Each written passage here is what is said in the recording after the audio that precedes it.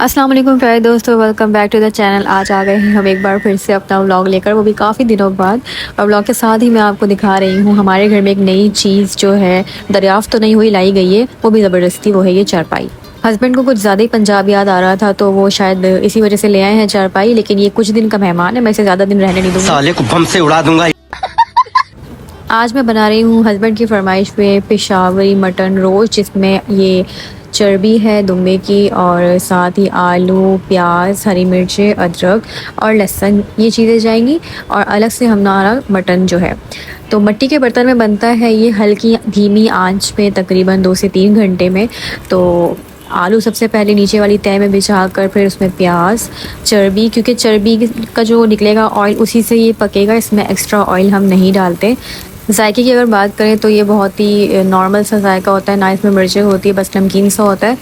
साथ में अदरक डाल देते हैं और जो हमारा लहसुन है वो तोड़ के फैला दिए ताकि हर तरफ जो है उसकी खुशबू वगैरह जो भी निकलेगी, अरोमा उसका एक होता है। और इसमें हमने ऐड कर दिया मटन, जिसके थोड़े बड़े बड़े पीसेस हैं, बहुत छोटे पीसेस नहीं हैं। और इसमें लास्ट में ऐड करेंगे हरी मिर्चें।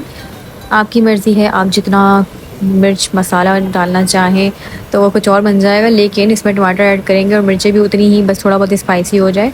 और रोश में वैसे तो पेशावरी रोश में टमाटर नहीं जाता है, लेकिन हम इसलिए डाल रहे हैं थोड़ी सी ग्रेवी वगैरह बन जाए। हस्बैंड की कहने पे डाल रही हूँ मैं, वरना ये रेसिपी थोड़ी सी डिफरेंट थी।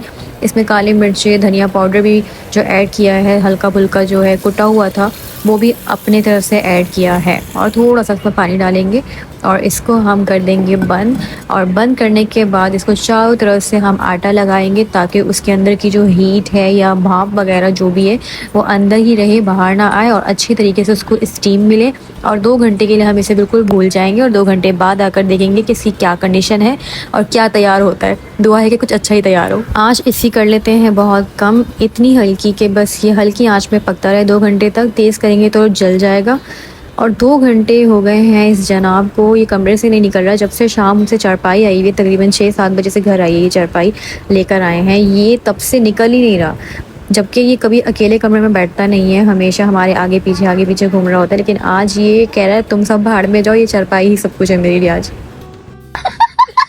2 hours later.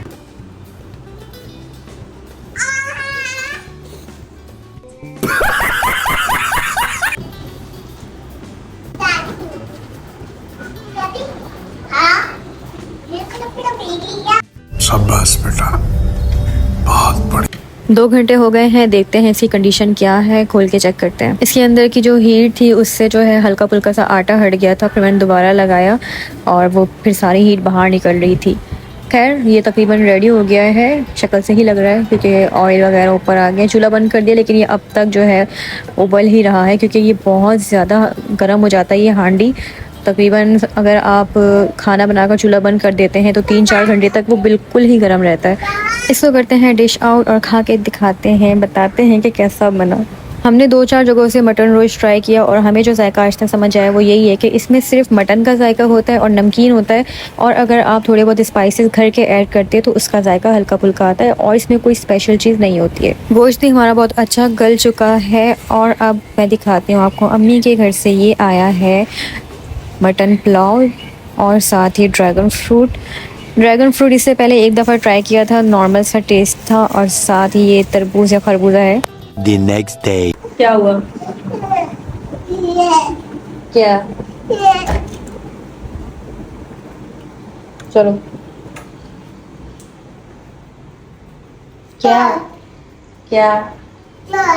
नहीं है, वापस ले गए। वापस ले गए ना? नहीं है चारपाई, वापस ले गए। पता नहीं।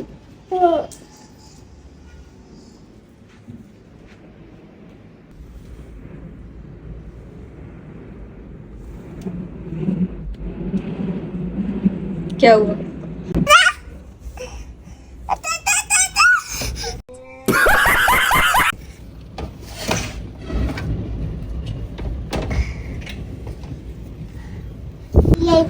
लाती सब कलंदर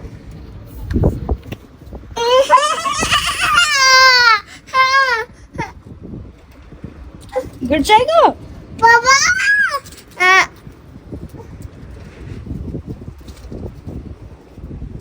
कैफ को मैं करवा रही हूँ नाश्ता शहद के साथ और थोड़े से जैम के साथ। और मैं अपना नाश्ता कर रही हूँ जो के दलिए के साथ। साथ में इसमें बनाना है। बनाना आपको काले काले दिख रहे होंगे, फ्रिज में रखे रखे थोड़े से ऐसे हो गए, कोई बात नहीं।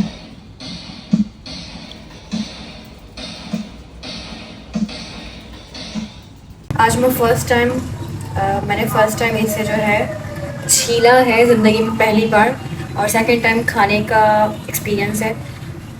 ड्रैगन फ्रूट कहलाता है ये, शायद आपने भी देखा हो, और ये फूड पांडा पे भी मिल जाता है।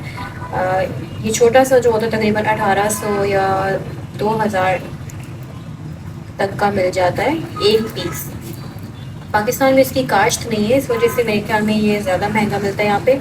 वैसे ये पाकिस्तानी फ्रूट है भी नहीं, ये बाहर से आता है, थाईलैंड वगैरह में और दूसरी कंट्रीज़ में होता है। लेकिन ये कुछ ज़्यादा ही ना टूट रहा है। मैंने छील तो लिया ये, इसके छिलके दुनिया में इतने लाखों किस्म के फ्रूट है जो आज तक हमने देखे भी नहीं होंगे। मेरे ख्याल में ये कैफ ने कल फेंका था इसको, तो ये इसमें से जो है ना लिक्विड निकलने लग गया था, इस वजह से ये कुछ ज़्यादा ही नरम हो गया। मेरे ख्याल में इसे ऐसे ही रहने देते हैं।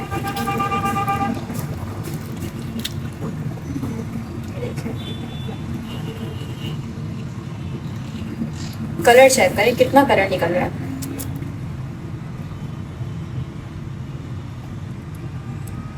हर ज़मीन यानी कि मुख्तलिफ़ मुल्कों की मुख्तलिफ़ ज़मीनें हर किस्म के फल और सब्ज़ियाँ अलग अलग किस्म के पैदा करती है। अल्लाह की कुदरत देखें, अल्लाह की शान है कि हमारे यहाँ के खीरे या टमाटर या प्याज की बात करें, यहाँ पे डिफरेंट होता है। दूसरी कंट्री में आप चले जाएँ, वहाँ पे डिफरेंट होता है।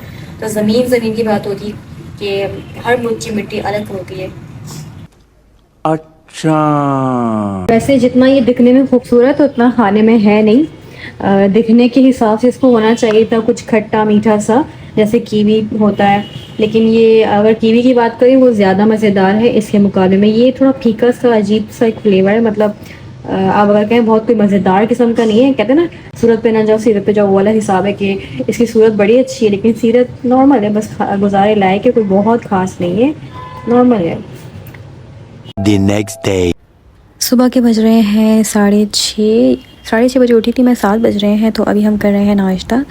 खामोशी से सारे काम करके फिर निकलना होता है क्योंकि कैफ सो रहा होता है। तो किचन में मैं नाश्ता कर रही हूँ और साथ ही कॉफ़ी बनाई है ताकि दिमाग जागा हुआ रहे क्लास में। आज हमारी क्लास है सेकंड, और कॉफ़ी पीते हैं और फिर थोड़ी देर में यानी कि 8 बजे हम घर से निकल जाएंगे।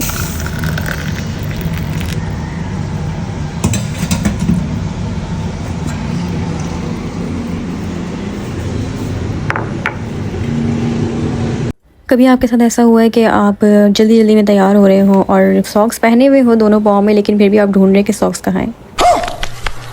मैं राइड कुछ ऐसे करवाती हूँ कि वो हुमैरा को लेते हुए, अक्सा को लेते हुए, मुझे लेते हुए फिर अक्सा को, क्या कह रही हूँ मैं, निकल यहाँ से, निकल। पता नहीं ये इनको लेकर घूम रही है या रक्शे वाला इनको लेकर घूम रहा है, समझ नहीं आ रहा। लोकेशन अजीब गरीब आती है।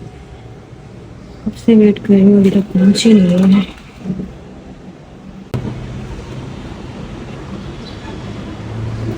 लगता है पहुंच गई है, और आज हम बहुत लेट हो गए, सेकंड क्लास में भी लेट हो गए।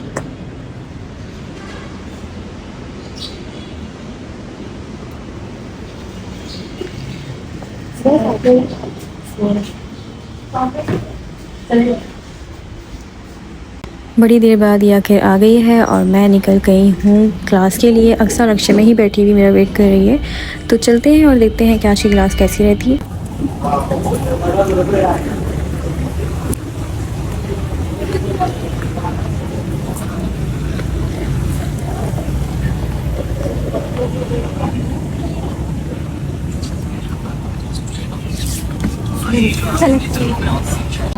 थोड़ी देर से ही घर से निकले थे, देर हो गई थी, लेकिन शुक्र है कि जल्दी पहुंच गए टाइम पे, क्योंकि सुबह के टाइम पे गुलशन वाली साइड पे इतनी ट्रैफिक वगैरह नहीं होती है मेन रोड्स पर, तो जल्दी पहुंचे। अगर तो कोई और जगह होती, सदर बचा रहे होते, तो हमारी बैंड बच जाती, क्योंकि इतना ट्रैफिक होता है सुबह सुबह हर जगह।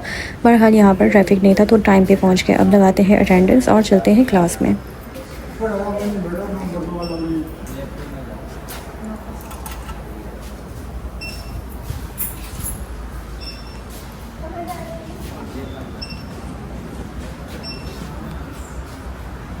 हम तो लेट हो ही गए हैं, लेकिन लगता है आज हमारी मिस भी लेट हो गई है, वो भी अभी तक नहीं आई है। 2 hours later.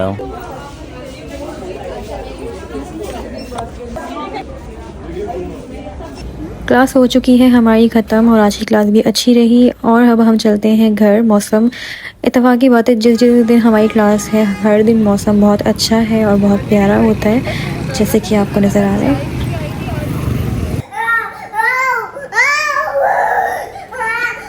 अच्छा अभी हम जाएंगे।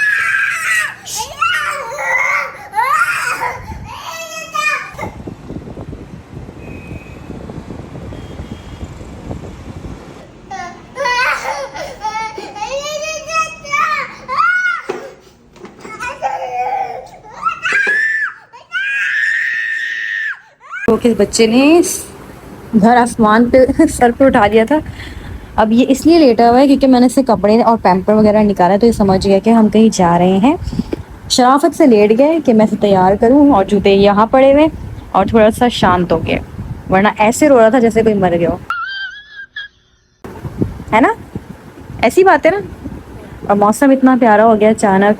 वैसे तो सुबह से बेहतर ही था, गर्मी तो बिल्कुल भी नहीं है और मौसम इतना खूबसूरत हो रहा है कि मैं अभी आपको ये दिखाती हूँ कि किस तरह का समय है।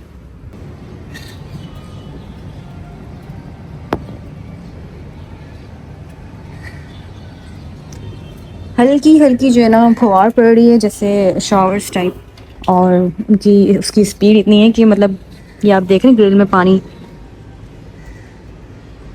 महसूस नहीं हो रहा लेकिन हो रही है, और धुंध छाई हुई है। ऐसा लग रहा है जैसे कि बादल जो है ज़मीन पर उतर आए हो, इस तरह का हो रहा है, धुंधला धुंधला सा और प्यारा प्यारा सा मौसम है। बहुत ठंडी ठंडी हवा चल रही है, मतलब लग ही नहीं रहा कि सितंबर का महीना है और गर्मियाँ आने वाली है। ये उससे पहले का जो है ना तोहफ़ा है बस। तो जी कैब उस टाइम इसलिए इतना रो रहा था क्योंकि हमारा रक्षा चली गई थी, उनके जाने की वजह से ये इतना रो रहा था। तो मैंने सोचा इसे बाहर ले चलते हैं और अपना काम भी हो जाएगा, यानी कि लैपटॉप के सिलसिले में जिसने हमें थका डाला है, लेकिन लैपटॉप का मसला हल नहीं हो रहा। तो हम यहाँ शॉप पर पहुँच गए, तसल्ली से शॉप के अंदर बैठे हुए हैं और हमारा जो लैपटॉप है जो कि चार्ज नहीं हो रहा था। फिर शॉप वाले भाई लैपटॉप घर पे देकर गए, दूसरा पीस उसमें डैमेज निकल आया तो वो हम वापस करवाने आए, और अब हम तीसरा जो है देख रहे हैं कोई अच्छा सा मिल जाए जो डैमेज भी ना हो, जिसमें चार्जिंग का मसला भी ना हो। घर जाने को निकली तो रास्ते में रिक्शा ख़राब हो गया, जो कि राइड मैंने करवाई थी यंगो की, और उनका कहना ये था कि अगर आपको जल्दी जाना है तो आप जा सकते, थोड़ा टाइम लगेगा। मैंने कहा आपने जितना टाइम लगाने लगा ले, हम यहीं बैठ, क्योंकि ये था मेन कारसाज वाला रोड, यहाँ पे रिक्शा मिलना थोड़ा मुश्किल है, तो मैंने कहा इसी पे जाएंगे हम। A few moments later.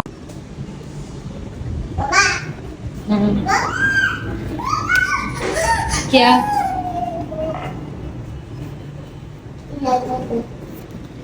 लो भाई ले लो, लो।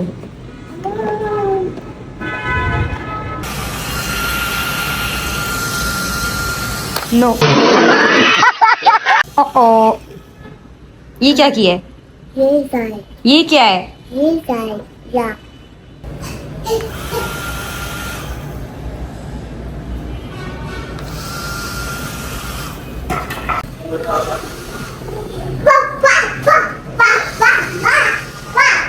हमारा नया खिलौना आ गया।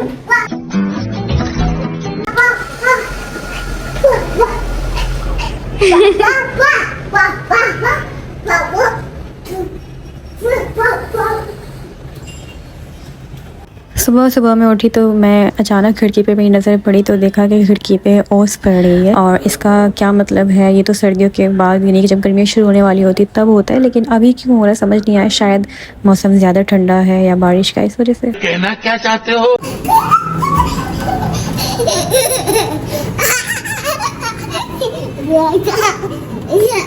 ये लो मुँह खोलो।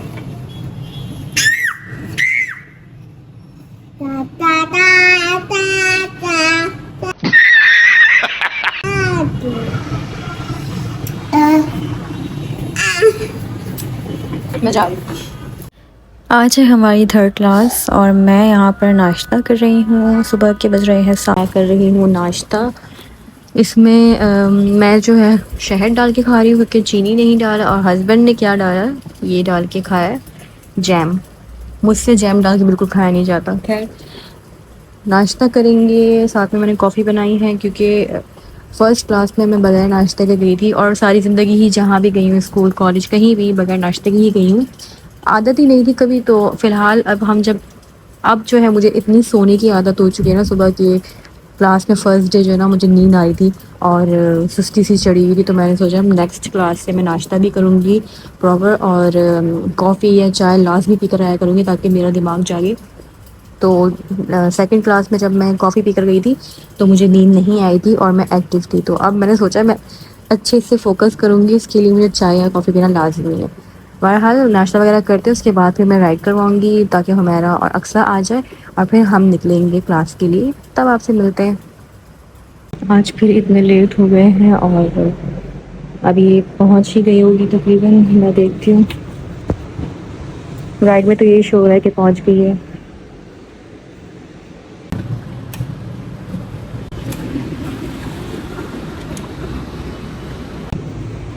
हाँ बस पहुँच गई है, तो लिफ्ट नीचे जा रही है। जैसे ही वो ऊपर आएगी फिर मैं नीचे चली जाऊँगी। फिर आपसे मिलते हैं बाद में।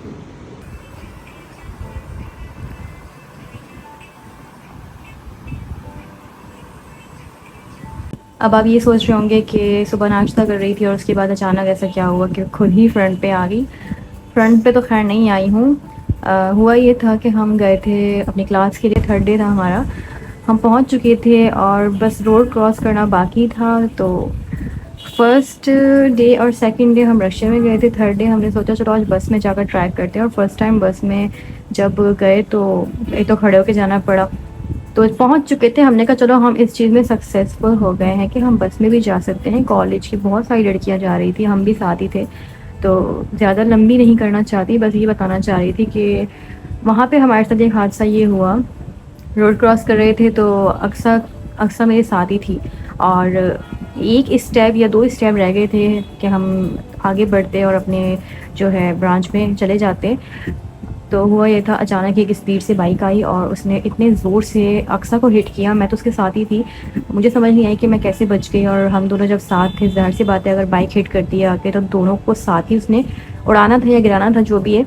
तो उसकी स्पीड इतनी ज़्यादा थी कि वो ब्रेक लगाते लगाते वो भी मतलब उसकी बाइक भी स्लिप हुई और वो अक्सा को गिराते हुए आगे चला गया। लेकिन आगे जाके वो उठ चुका था और अक्सा इतनी बुरी तरीके से गिरी थी, मेरी आंखों के सामने अभी भी वो मंजर आ रहा है कि वो किस तरीके से गिरी थी। उसकी जो गिरने की एक जो डायरेक्शन थी, उसका जो सर था वो रोड पे जाके इतने ज़ोर से लगा था कि मेरी चीख निकल गई। इतने लोग जमा हो गए, ट्रैफिक जो है रुक गया।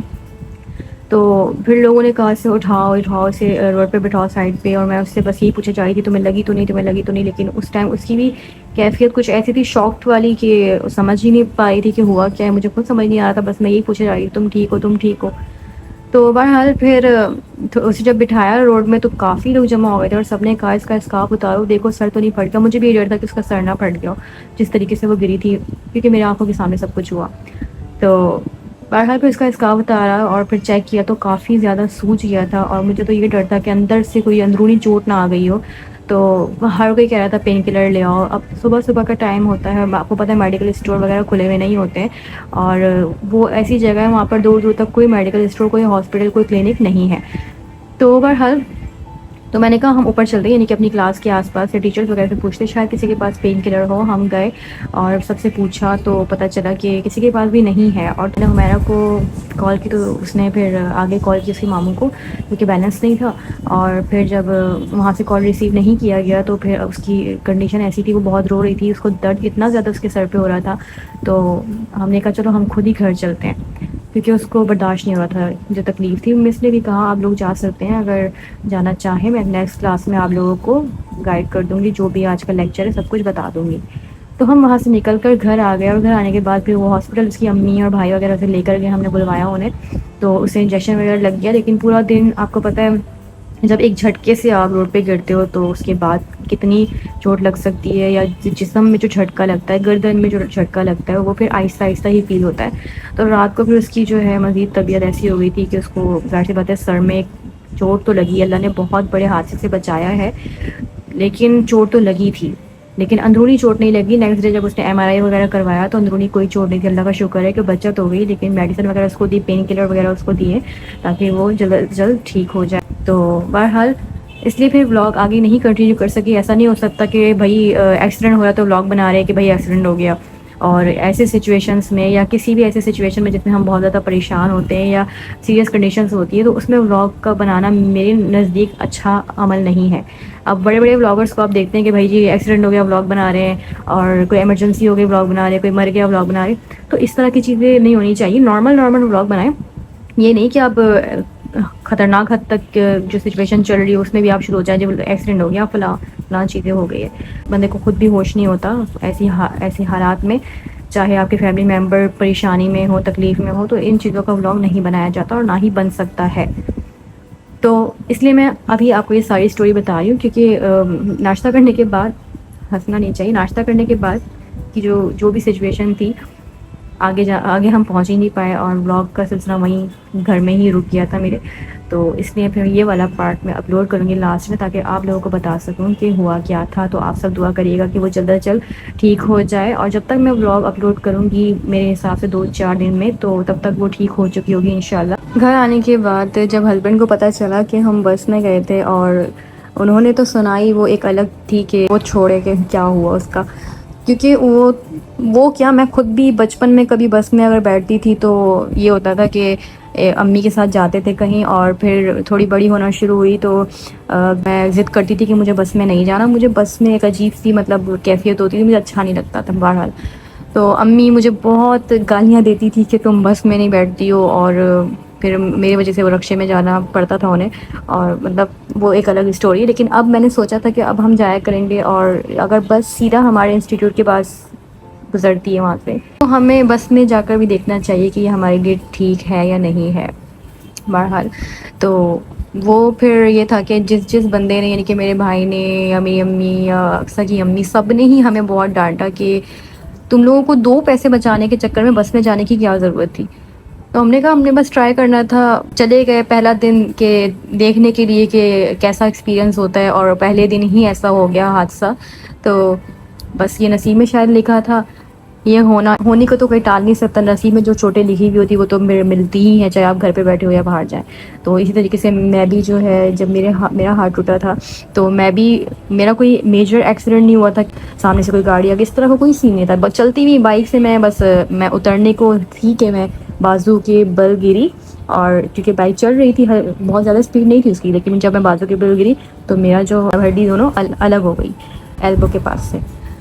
तो ये सब नसीब का लिखा होता है जो हमें मिलता है, चाहे हम घर पे बैठ के चोट खाएं या फिर हम बाहर जाकर चोट खाएं। अक्सर के नसीब में लिखा था कि एक्सीडेंट होना है तो वो हुआ, लेकिन ये एक सबक मिल गया, और उसके बाद तौबा कर लिया अक्सर ने भी मैंने कि अब हमने बस में कभी चढ़ना नहीं है, कभी नहीं चढ़ना, रिक्शे में ही जाना है। तो तौबा कर ली हम दोनों ने। और कभी कभी हंसी भी आ जाती, हंसना तो खैर नहीं चाहिए, वो भी हंस पड़ती है, मैं भी, कि हम गए ही क्यों थे बस में।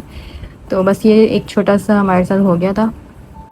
तो अब हम आपसे मिलेंगे नेक्स्ट ब्लॉग में, और ज़्यादा लंबी हो गई है अगर बात तो सिर्फ उसके लिए माजरत। लाइक एंड सब्सक्राइब कर दीजिएगा चैनल को। अल्लाह हाफिज़।